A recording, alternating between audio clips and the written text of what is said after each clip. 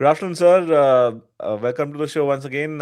This is audience. This is your host Parth Sane, and we have Colonel Shukla with us. And welcome to the show once again, sir. Thank you, Parth, and it is a pleasure. And we have been hosting this show regularly, and the interest from the audience also seems quite encouraging. And I feel that we did the last show in during the starting of the Iran conflict, and it's still in the move, and it obviously needed another show to follow it up. So yes, lot many things are happening on in the Iran front, and you can shoot your questions.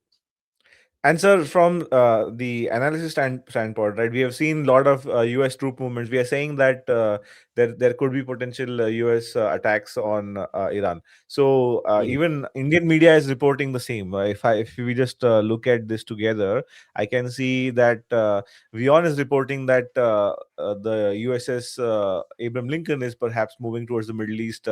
And how do you view this particular aspect of things, sir? Okay. Now, if you see the military strategy earlier, USS Gerald was in Middle East. During the Venezuela conflict, it moved from Middle East to Venezuela. Trump ordered to move to Venezuela because of the Venezuela entire operations took from there. Now there was a vacuum in Middle East. Now from USS Abraham Lincoln is being ordered to move from South China Sea, which is like taking care of the Chinese, territory, to the Middle East, and it will take around a seven day travel time, 5 to 7 days, and I think it's been 2 or 3 days when this movement has started. So there are again views that US and the Israel Defense Forces are waiting for USS Abraham Lincoln to come, because it houses around 150 odd fighter aircrafts, including helicopters attack. And when a aircraft carrier moves, it also has the submarines, the frigates, the destroyers. It is like a huge, you know, can say, battleship group. Okay, so all this force, attack force moves together, and then the operations is launched. So that is what my take on this movement is. So, sir, primarily from what I understand, right, there is not just like the hard power aspect of things, but I'm sure there are other things that, let's say, cyber things or cyber attacks which are concerned. Like we had discussed, like the Venezuela incident where there was a cyber attack on Venezuela's power grid. So, from my point of view, like as a software engineer, like if I were to think about this as a strategy, like what could be done is if one wanted to do some kind of operation, then the part of it also is the preparation for the physical ground troops, so to make it easier. So if they are actually going to land troops is a whole different thing, or if they are just going to do airstrikes, there is different kinds of operations which are possible. But from the cyber domain, to make things easier, to have lesser air defenses, I think part of it is the attacking power grids, attacking facilities which are of critical importance, ports. I think even Chabahar port also might be of Yes. So, interest to so US. you are right. So the blockade for this Chabahar port, anyway, see, China and Russia are, what will be supporting Iran in say inventory, military inventory, or satellite int or images and other things. So Chabahar port blockage has to be there. That is why this USS Abraham Lincoln has moved. Now, if you see after the Venezuelan operation, I think Trump has got that confidence and that change of reputation that he doesn't the taco. He's not always taco. No, Trump always doesn't chicken out. But you see thereafter, Venezuelan operation and this Iranian operation is totally different ball game, right? Venezuela was a minnow in South America, and it was easier to get him out because he was corrupt. He was not that Iranian leadership is not corrupt, but their military was is not as strong as Iran. Now, if you see Iran as a country, so it has the coastline in terms of Chabahar port and that access, and also the mountains, and it is vast, and the terrain is rugged. So it's not the first time US has tried, or the Israeli defense forces have tried to attack in the earlier operations. Also, you have realized, but it is difficult, and their armed forces are really strong, and the country itself, their resistance to such attacks is quite strong. They had a Iran Iraq war for 20 years, right? So they are battle hardened. They have They've been into sanctions for say 30, 40 years. So it is a different ball game. Now, if you see what they did was they tried this regime change operation, which was there for Bangladesh, which was there for Nepal. So that regime change operation has been into flow for some time now, and you've seen the Burqa revolution. Further, off late, a lot of money has been pumped through Pakistan border by CIA and Israel Defense Forces. That is what the general view is. No credible aid, but generally people say that that is how, because you need funding for any revolution. Even in India, if you see these, uh, dharnas and all, everything is funded. You need money for that, and the funding has been through Pakistan's, and that is why you see that US had allied with Pakistan much before Iran operation, and Iran was in mind when it allied with Pakistan. So the access is through Pakistan, funding and all their agents and spy. Even Israel Defense Forces have been granted access to Iran, and it is said that Mossad is already, it has always been there into Iran's military hierarchy, as we discussed the Pager attack last time. So Mossad is quite prevalent, and its operations are there for this revolution regime change. But what see the difference with other security forces and Iranian security forces, that Khamenei, who is the premier, like he's a revered cleric. Under him is IRG, Iran Revolutionary Guard, and you will be surprised to know that under IRG is their chief of defense staff or chief of defense forces and the three wings, right? The Hmm. military, In army, air fact, force. So in this yeah, case, if I'm not wrong, the IRGC is designated as a terrorist organization by the West. So, yes, they have no, they take Iran as a terrorist country because of their three H's. Houthis. We've already discussed Houthis, Hamas, and Hezbollah. But yes, Iran is a nuisance for Saudi Arabia, also for UAE also. But Iran is too strong, and Iran's nuclear enrichment, which says 60-70% is there. It is also feared that they may have dirty bombs which they can release and create havoc at various places. What Iran, see, I just wanted to explain to you that Iran's army is quite strong, and their air force component, though they don't have very latest aircrafts, but the missile program is very strong because their aircrafts was a deficiency. The missile program is really advanced, and that is how they've been striking Israel in the last operation. And hmm. people say that the Iron Dome was found not very effective. Okay, from 99% it dropped to fifty Well, percent. I will also say from the Iron Dome perspective, Hmm. it's primarily because of the fact that for Iran, they had so many volume of missiles that they were putting across. Because as we know, they say that the uh, quantity has a quality of its own. So I Yes. feel like after a point, any missile system will be overwhelmed by certain amount No, of but quantity, but right? that is the design issue in Iron Dome. See, problem with the Mm-hmm. West is they the technology cost for the development of a missile or any aerial military component is very high. And the concept was that any missile strikes in, I'll have two or three missiles countering it. Okay, anti-missile system. Okay, air defense system. But the cost of that defending missile is too high. Now, if you see the same thing in Op Sindoor, our Akash systems and made in India such weapon system, you'll find that we are much effective because of cost of delivering that anti-missile device is much lower. And they Mm-hmm. had, what is said is that they had lost on the number of missiles held with them to defend such future missiles. So if you fire or attack with a swarm of drones, how many will you fire? Some may miss. So that is what. So plenty. The issue problem of plenty actually finished their defense system. So coming back to the Iranian defense forces, that their army is strong, their navy in some states not comparable with US, but their army will defend, and they will not give up so easily the way Venezuela or any such smaller country will in terms of defense capability. So it will not be right to first of all put US is wary of putting boots on ground. They are not used to body bags, and if they are body bags now in Trump's era, where Trump is not so popular and his decisions are not going well, even with the MAGA crowd, you will find that it will not be taken very nicely. Hence, he will not put boots on ground for the US military on ground. Yes, IDF and Mossad will play an important factor.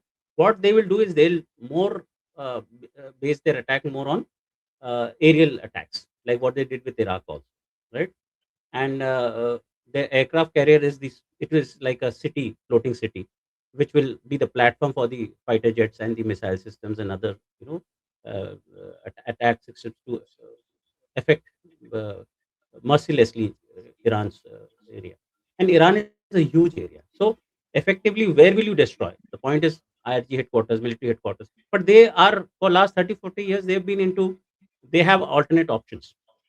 They've developed these underground, you know, tunnels and such systems. So point is, will this attack be so effective? So that is a question, Cash 22 situation which US has.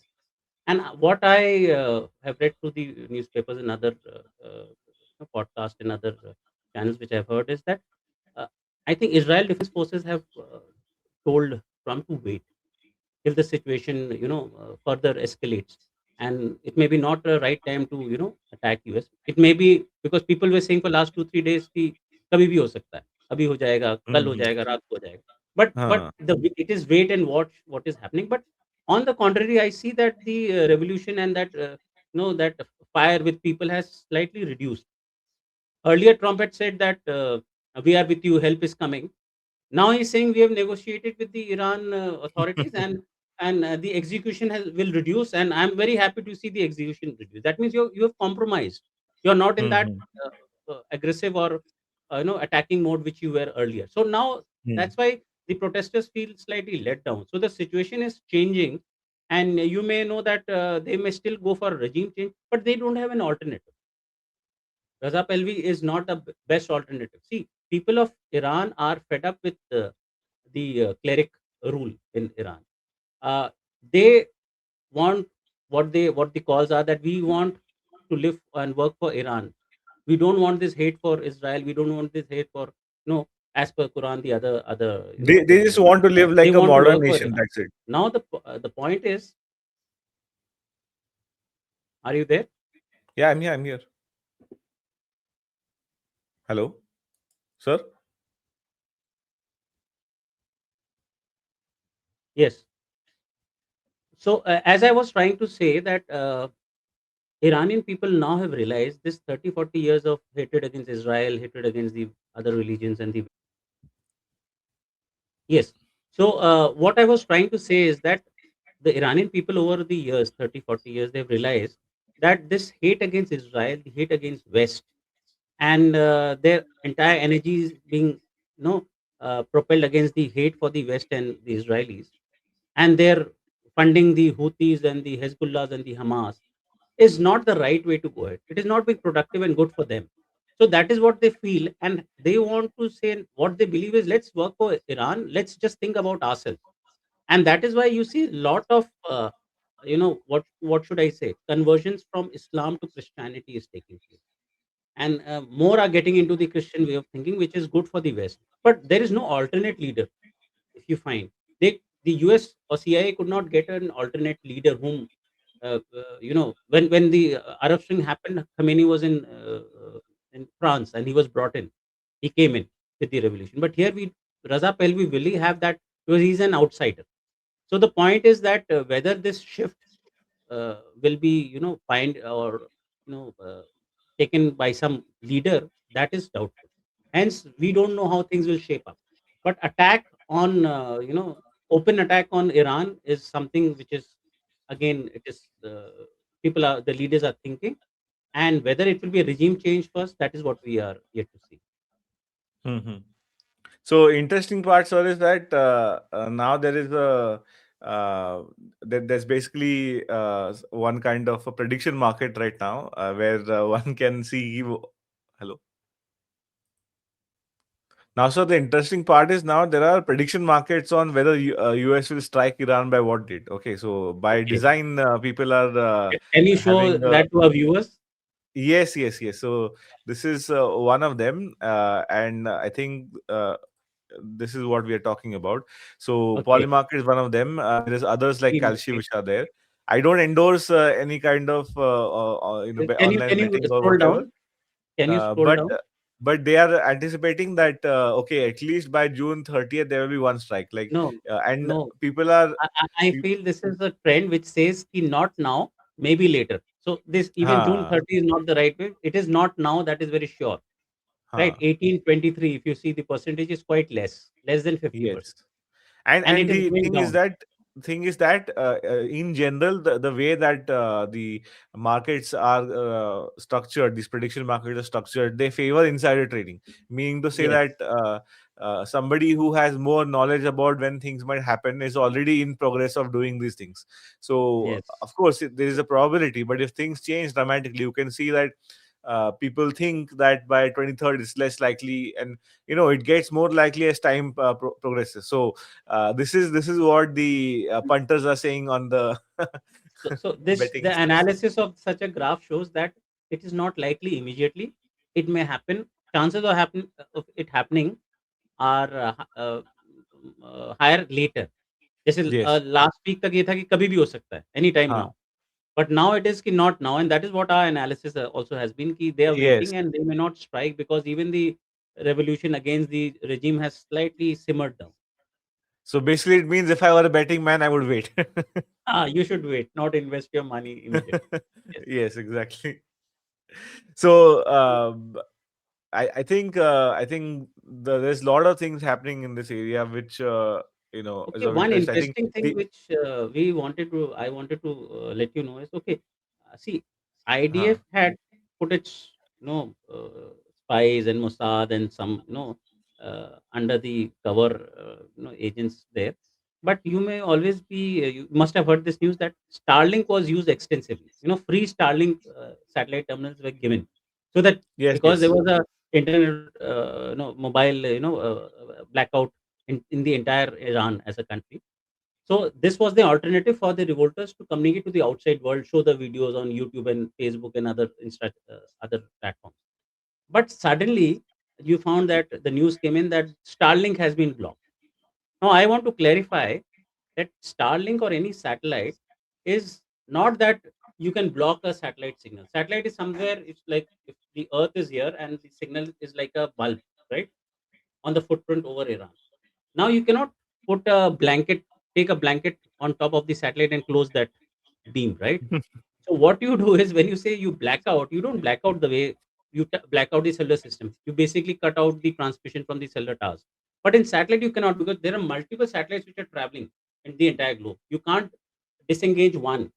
So what you do is the satellite signal once it comes down on the earth or say Iran's ground, satellite signal is weak. It is actually the noise is reduced, filtered out, and the signal is amplified. And then it is put into the modem, and you talk into the satellite phones or satellite stations.